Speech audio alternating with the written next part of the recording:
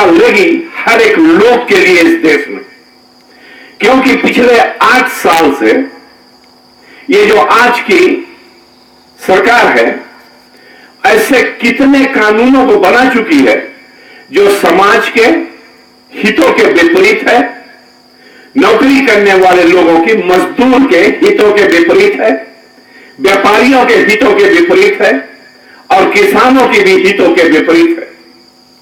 मान लिया जाए किसान के हित के लिए किस लिए विपरीत है?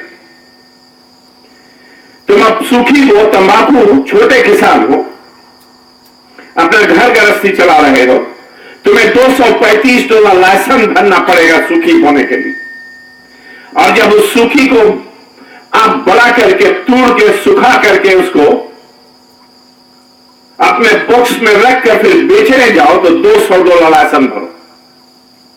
आप नारियल का तेल बनाए या हल्दी पहाड़ से लाकर खोद के मेहनत करके उसको पिसा करके आप बेचते हो या पीनट लाकर खरीद के भूज कर बेचते हो, सब पर लाइसेंस भरना पड़ेगा। तो मैं ये बताना चाहता हूं आप लोगों को कि ये जो चुनाव है ये फ्री बस फेयर, फ्री स्कूल फीस और स्कूल ग्रांट के बारे में नहीं है।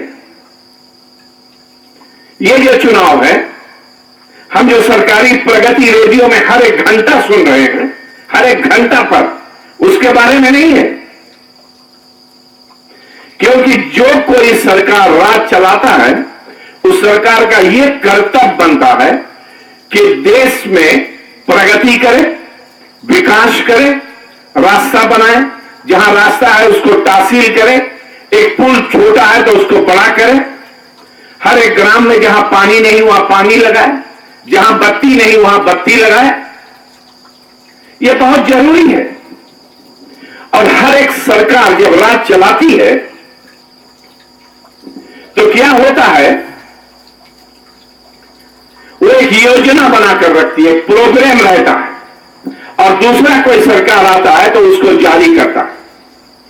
जैसे आज डकैती से नंबवालू जो रास्ता तासील हो रहा है, यह रास्ता 2007 में गरासे सरकार ने निश्चय कर चुके थे और उसका पैसा भी तैयार हो गया था, लेकिन 2006 दिसंबर कू के कारण वो ठप हो गया और पिछले साल 2013 से शुरू हुआ। तो ये ऐसे नहीं है कि आज का जो सरकार है ये तुम्हें कुछ ज्यादा दे रही है, और फिर यह भी बात है ये अपने जेब से पैसा नहीं लगाती है, तुमसे लेती है। और मैं अभी आपको बताऊंगा कि कैसे तुम्हारे हर एक जेबों से ये सरकार पैसा निकालती है और तुम्हें थोड़ी सी देती है और तुम बहुत खुश हो। सबसे पहले चुनाव क्षेत्र, पहले था चुनाव का अलग अलग क्षेत्र बटा हुआ था, तो बहुत सरल था। एक उम्मीदवार जो है एक कटघरा में, एक इलाके में जाकर कैंपेन करता था, और जब आपको उसके काम पड़े या वो जीत जाए तो आपके सेवा करने में बड़ा सफलता रहता था। लेकिन अब ऐसे है कि जितने उम्मीदवार हैं सब पूरे फीजी के लिए उम्मीदवारी कर रहे हैं। ये ऐसा कानून है, हमने नहीं बनाया, सरकार ने बनाया। दूसरा बात यह है, आप जिस किसी को वोट देना चाहो दो, और तीसरा, किसी भी समाज के लिए पार्लियामेंट में सीट रिजर्व नहीं है। 1970 कॉन्स्टिट्यूशन, 1990 कॉन्स्टिट्यूशन और 1997 कॉन्स्टिट्यूशन में आदिवासी, हमारे समाज और अदर जात सभी के लिए कुछ ना कुछ सीट बरकरार था, कंपल्सरी था। जैसे पिछले चुनाव में 23 सीट आदिवासी का था, 29 सीट हमारे समाज के लिए था और 3 सीट अदर जात के लिए था। तो उसमें क्या होता था, कम से कम तुम्हारे हितों के लिए लड़ाई करने वाला कोई पार्लियामेंट में होता। ये चुनाव में 50 सीट है, लेकिन 1 मैन 1 वोट है। जातीयता पे अब चुनाव नहीं कर सकते। कुछ अंश में यह सही है, लेकिन आज के लिए गलत है। क्यों? 1970 में फिजी का संख्या हमारे समाज का 52% था, 50 और 2%। आज हमारे समाज का संख्या 35%।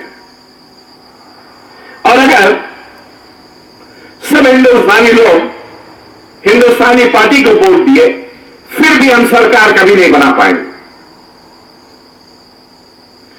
और अगर हमारे लोग आदिवासी के पार्टियों में अपना वोट दे दिए इस चुनाव में, तो तुम्हारे हिंदुस्तानी पार्टी के लोग या तुम्हारे समाज के लोग पार्लियामेंट के अंदर तुम्हारे लिए सेवा करने के लिए नहीं रहेंगे। बहुत अच्छी तरह से आप लोग सोचना, क्योंकि जातीयता भेदभाव जो है यह कड़वी सच है। जातीयता भेदभाव, रेशियल डिस्क्रिमिनेशन। और आज इस देश में, फिजी में रेशियल डिस्क्रिमिनेशन, जातीयता भेदभाव इतना भारी पैमाने पर चल रही है कि हम अंदाजा भी नहीं लगा सकते। मुझे आप बताओ कितना हिंदुस्तानी लोगों को बड़ा बड़ा पद फिजी में मिलता है सरकारी नौकरी में? कोई बोर्ड में किसी को नहीं मिलता? सिविल सर्विस में हमारे लोग सिर्फ 19% हो गए।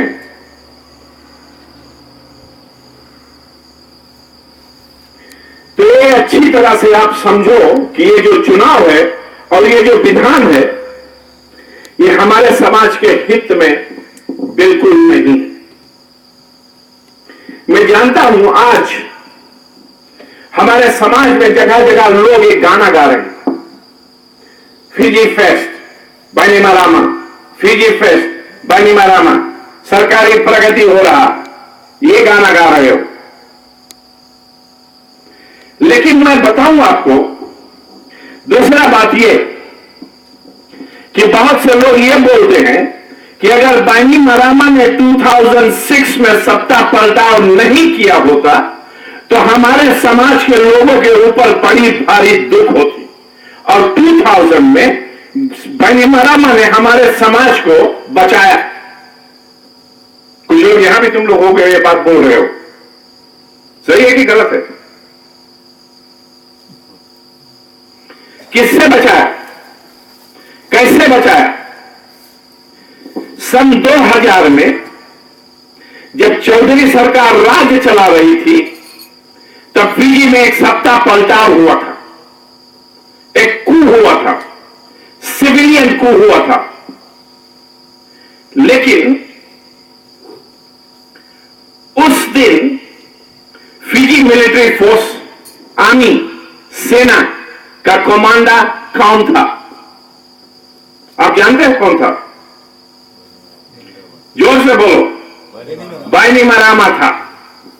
तो मुझे ये बताओ, बाइनीमारामा आर्मी का कमांडर था, कैसे एक आम व्यक्ति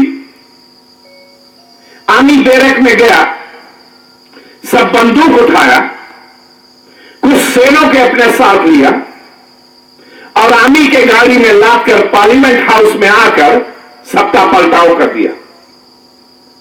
एक लुच्चा। लेकिन यह भी जान लो कि फिजी में 3 मिलिट्री बैरक है। लंबासा में सुकनैयापालू बैरक, सूबा में क्वीन एलिजाबेथ बैरक और वर्तोका में एक है। और अगर आप विश्वास नहीं करते हो तो जाओ लंबासा बैरक में कल और वहां देखो, मैक्सिमम सिक्योरिटी है, फेंस लगा है और द्वार पर 2, 3 या 4 सेना बंदूक लेकर तैनात रहते हैं। कोई भी वहां अंदर नहीं हल सकता। तो कैसे जॉर्ज स्पेट वहां अंदर हल गए? मैं सवाल करता हूं, बाइनीमारामा क्या कर रहा था? सूत रहा था? बंदूक लाद रहा था, या पीछे खड़ा होकर अपना मोड़ दूसरा तरफ घुमा लिया और बताया ले जा, चौधरी को हटा दो? ऐसा भी तो हो सकता है ना, क्योंकि थोड़ा देर के लिए अपनी दृष्टि बदलो। यह तो एक लुच्चा जॉर्ज स्पेट था। मान लिया जाए पापुआ न्यू गिनी, चाइना या पाकिस्तान, इजिप्ट या इंडिया, कोई एक देश आकर फिजी में आक्रमण करता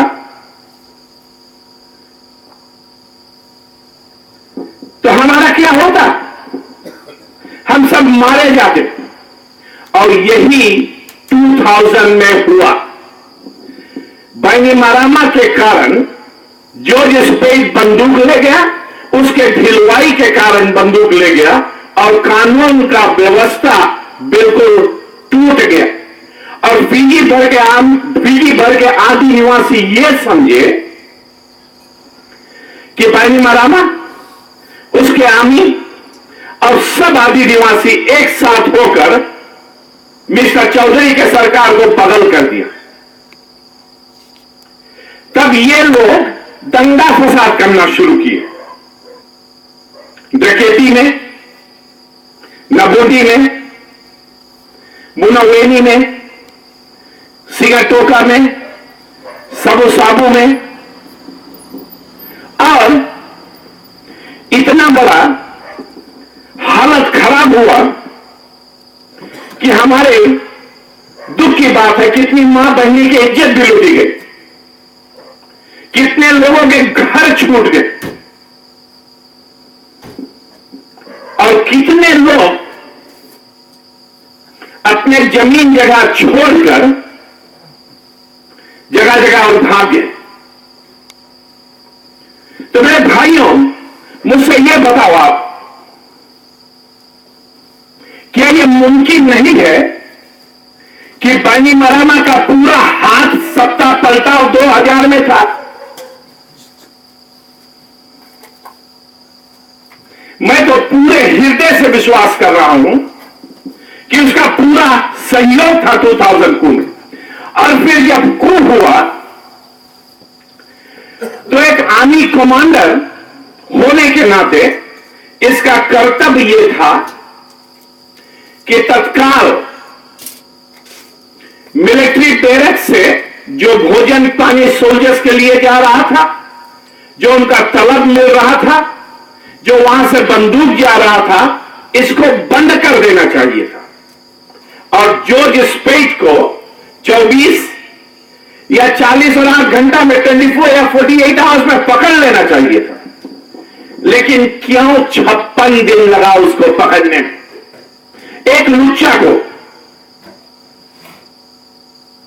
तो कैसे तुम्हारा रखवाला बन गया? खुद से ढिलवाई किया, बंदूक चली गई, जब लोगों पर मार हुआ, दुख आई, अंतर्राष्ट्रीय समाज के लोग और फिजी के तमाम एनजीओज और पॉलिटिकल पार्टीज ने जब इसके ऊपर दबाव किया, तब ये जाकर जॉर्ज स्पेट को पकड़ा 56 दिन बाद। और क्यों 56 दिन बाद? मेरा तो यह विश्वास है कि अगर तत्काल पकड़ लेता तो मिस्टर चौधरी को मिस्टर चौधरी के कुर्सी पर फिर बैठाना पड़ता, और वही तो वो नहीं चाहते थे। और फिर गरासे को लाकर बैठाया 2000 से 2001 तक इंटरिम प्राइम मिनिस्टर। फिर उसको बताया तुम नया पार्टी बनाओ और चुनाव लड़ो, और गरासे चुनाव लड़ा, जीता, बहुमती से सरकार बना। तब गरासे के ऊपर दबाव हुआ समाज से, अंतर्राष्ट्रीय समाज से, इंटरनेशनल कम्युनिटी से, कि तुम कर क्या रहे हो? तुम कुछ कार्रवाई कर रहे हो जो लोग 2000 कू में सहयोग दिए थे? तो फिजी मिलिट्री फोर्सेस का एक बोर्ड ऑफ इंक्वायरी बैठा, और इस बोर्ड ऑफ इंक्वायरी के तहत ये जानकारी हुई कि जो आर्मी का कमांडर था, इसका पूरा सहयोग था इसमें। तो मेरे भाइयों और बहनों, हम आपको यह बताना चाहते हैं कि अगर आपका ये विचार है, आपका ये ख्याल है, आपका ये विश्वास है कि बाईमारामा हम लोगों को सुरक्षा दिया है, गलत है। और अगर आज आप ये सोच रहे हो कि इस देश में अमन चैन और शांति है, तो मैं कहता हूं अमन चैन और शांति नहीं है। अशांति हर एक इंसान के फिजी में अंदर है आज, लेकिन क्यों उपद्रव नहीं हो रहा है? क्योंकि ये लोग बंदूक लेकर घूम रहे हैं, और जो लोग सरकार के खिलाफ कुछ बोलते हैं तो उनको मारते हैं, पीटते हैं और डराते हैं और धमकाते हैं। और जितना समाचार माध्यम है, न्यूज मीडिया, रेडियो फिजी, सब स्टेशन, दे आर करप्ट, भ्रष्टाचार से भरे हुए। आप सुन रहे होंगे बीना भटनागर को, फेडरेशन पार्टी वाले जब बात करते तो उनका रोक देती, उनको बंद कर देती, उनसे सवाल ऐसा पूछती है सरकार के तरफ से। और हमारे लीडर विमान जी जो शायद कल इस देश के प्राइम मिनिस्टर बन सके थे और शायद बन जाएंगे, इनको कहा कि तुमने कबूतर का मैला क्यों नहीं सफा कर दिया था। और आज फिजी फेस्ट के एक कैंडिडेट है, लंबासा शहर में घूम रही थी, अपना बड़ा बाल दिखा रही थी लोगों को, बोले हमारी बाल देख के हमें वोट दे देना। लोग तुम्हारा बाल देखकर वोट नहीं देंगे, तुम्हारा हृदय देखेंगे, तुम कैसे तरह के नारी हो। मेरे भाइयों बहनों, आप लोग ये समझ रहे होंगे कि पिछले 8 साल से लेबर पार्टी, फेडरेशन पार्टी, अन्य पार्टी बहुत कुछ बोलती नहीं, लेकिन मैं ये बताऊं, हम लोग इसलिए कुछ नहीं बोल पा रहे हैं क्योंकि सरकार ने डिक्री बनाकर रखा रहा, हम कुछ बोल नहीं सकते। जिस दुख में आप लोग थे, हम भी थे। साबू में मेरा बस लेकर चले गए, मेरा सभी स्टेशन पर कब्जा कर दिया, आर्मी लेकर आई कुछ आदि निवासी को या रोई कोरो वालों, और बताया कि ये उनकी है जमीन। तो ऐसे मत समझो कि हम लोग बच गए थे।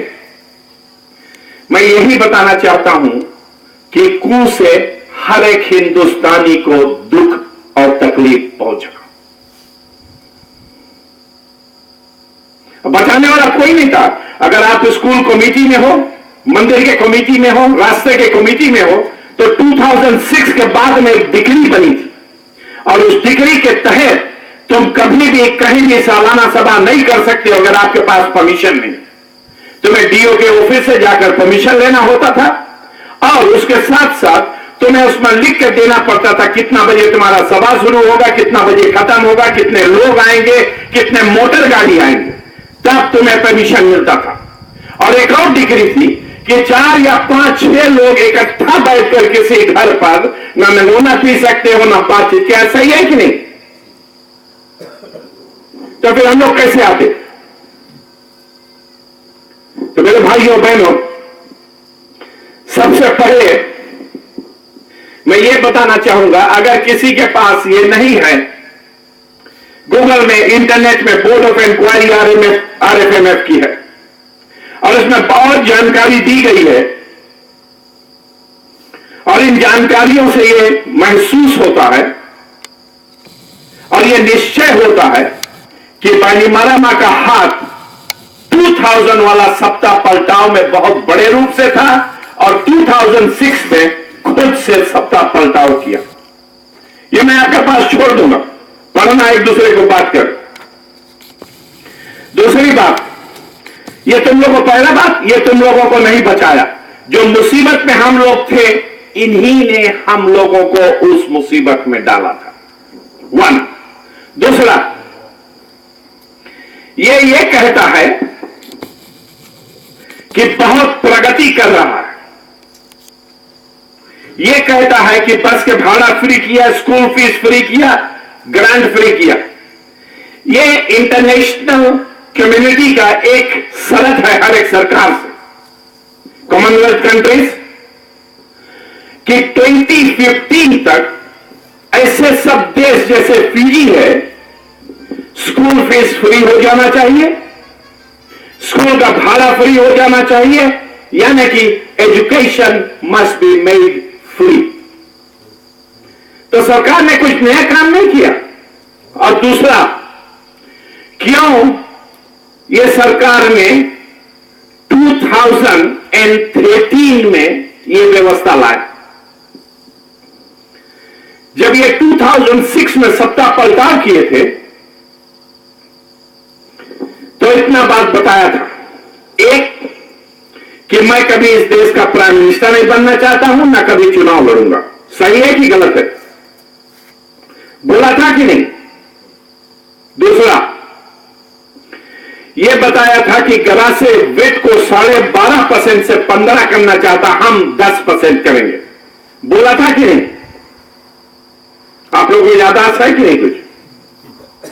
तीसरा, यह बताया था कि गोलिंग गोली बिल को हम हटा देंगे।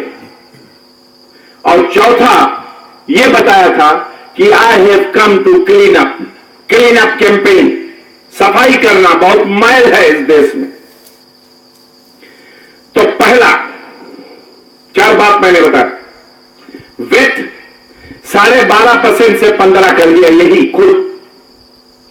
गोलिंग गोली बिल जो है, इसका जो व्यवस्था है पूरे रूप से आज पूरे पैमाने से जारी है। गोलिंग गोली बिल में क्या व्यवस्था था? मछली मारो तो जाओ लाइसेंस भरो, ग्रेबल निकालो तो लाइसेंस भरो, केकड़ा मारने जाओ तो लाइसेंस भरो। ये सब लग रहा है कि नहीं? बिल बिली है, बोट है, सब लाइसेंस भरो, लग रहा है कि नहीं? बिल बिली में लाइसेंस लग रहा। तीसरा, यह कहता है कि हम क्लीन अप करवाने आए। कैसा क्लीन अप? शायद आपको मालूम नहीं होगा कि कुछ साल मिस्टर चौधरी जब वहां मिनिस्टर ऑफ फाइनेंस से 2006 coup के बाद में सैयद कयूम अटॉर्नी जनरल और पैनीमारामा प्राइम मिनिस्टर का जो तलब है, सरकारी ट्रेजरी से नहीं आती थी, सरकार से पैसा उसके मौसी के एक फेम अलीशा वहां जाती थी और वहां से इनको तलब मिलता था। और इन दोनों के तलब मिला $1 मिलियन से ऊपर साल की थी। लेकिन जिस दिन coup किया था, यह बताया था कि जो मिलिट्री में मेरा तलब है उतने ही तलब में मैं काम करूंगा। बोला था कि नहीं? आप लोग सुने थे, पढ़े थे कि नहीं? तो मैं आपको यह बताऊं, इस सरकार में जो भ्रष्टाचार आज है, मेरा 40 और 4 साल 44 ईयर्स में व्यापार में हूं, 1970 से full time. Eastern transport company, हम लोग के बाप दादे की कंपनी थे, उसमें मैं था। विष्णु होल्डिंग्स लिमिटेड में 1974 से और 1987 से प्रमोद इंटरप्राइजेस लिमिटेड में। जितना बड़ा भ्रष्टाचार, करप्शन आज इस देश में सरकार के कारण हो रहा है, मैंने अपने जीवन में कभी नहीं देखा। Never seen this kind of corruption in this country before. तो मैं ये बताना चाहूंगा, बस का भाड़ा कितना? यहां से 60 cents one way, $1.20 a day, $6 a week, $246 a year। अगर आपका एक बेटा यहां से स्कूल शहर जाता है तब 246 मिलता है। $30 बिल्डिंग फंड था, $30 स्कूल फीस था, उस पर भी एडमिशन मिल जाता था। फिर भी 246, 276, 300